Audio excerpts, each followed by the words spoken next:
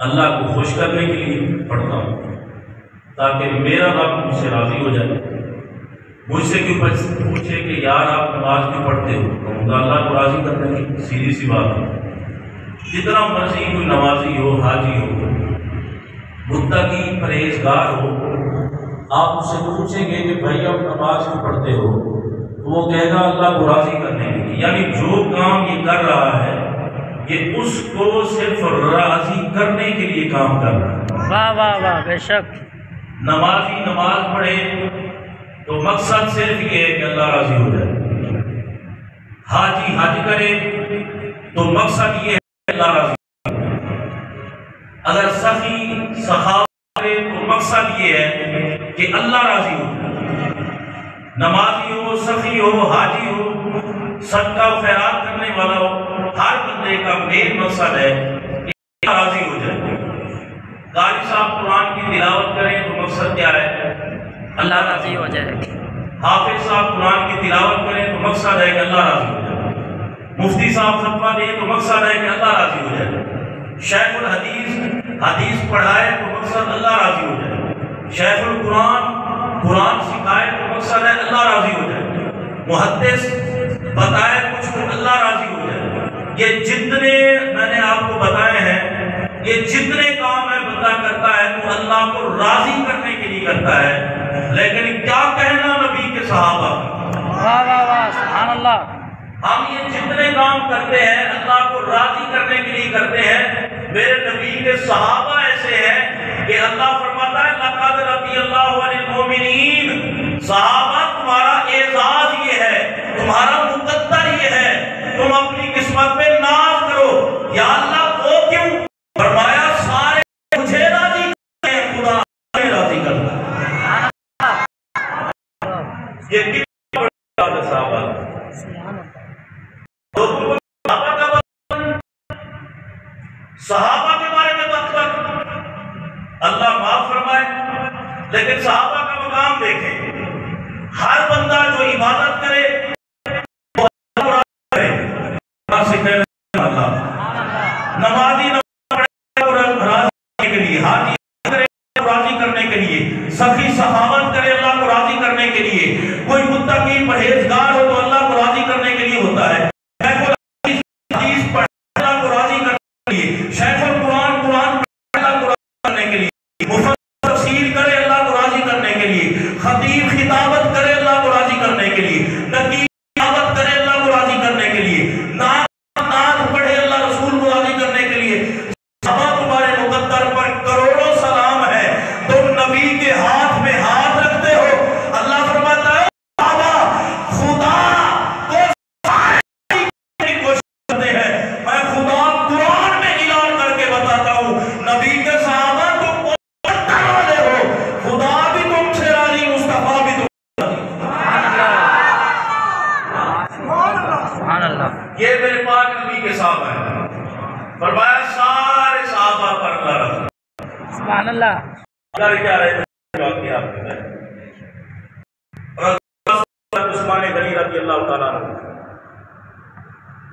جناب آدم سے لے کر میرے پاک نبی صلی اللہ علیہ وسلم کی ذات گرامی تک یہ جتنے نبی رسول آئے ہر نبی کے ساتھی تھے، ہر نبی کے ساتھی، بے شک۔ تمام نبیوں کے ساتھی، تمام نبیوں کے ساتھی، لیکن پوری کائنات میں کسی نبی کے کسی صحابی کو وہ اعزاز نہیں ملا جو عثمان غنی کو ملا۔ سبحان اللہ۔ سارے واپس عثمان سبحان اللہ۔ بھائی یہ کوئی چھوٹی بات ہے؟ صدیق اکبر کو جتنے اعزازات ملے ہیں میرے نبی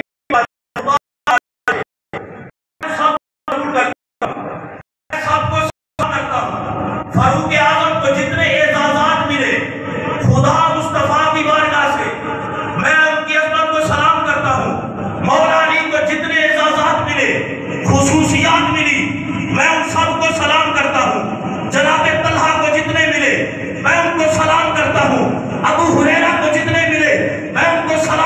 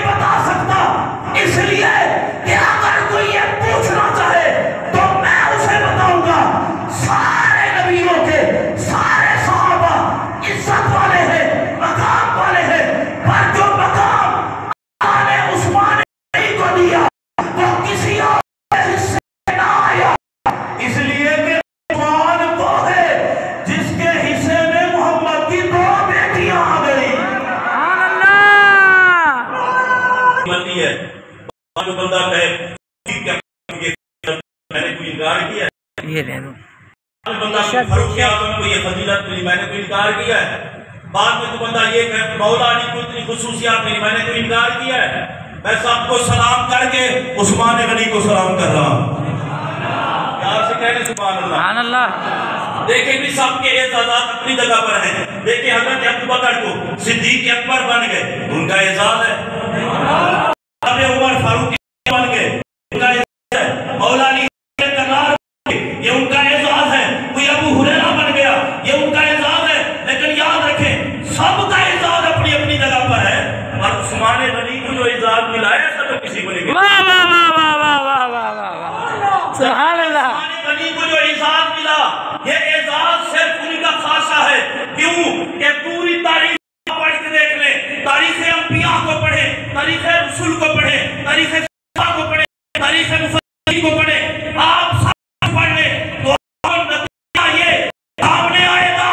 پوری کائنات میں اگر کوئی بندہ یہ خصوصیت رکھتا ہے کہ اس کے نکاح میں یکے بادی کرے تو نبی کی صاحبزادیاں آئیں تو وہ ایک ہی بندہ ہے، زمانہ اسے عثمان غنی کہتا ہے۔ حضرت عثمان غنی اللہ تعالیٰ عنہ کو یہ اعزاز ملا میرے پاک نبی صلی اللہ علیہ وسلم کی بارگاہ سے۔ پہلی بیوی آپ کی حضرت رقیہ بنت رسول رضی اللہ عنہ، سبحان اللہ۔ عثمان غنی کے نکاح میں آئی، آپ کا وصال ہو گیا۔ اب دوسری میرے پاک نبی نے ام کلثوم بنت رسول کو عثمان غنی کے نکاح میں دیا۔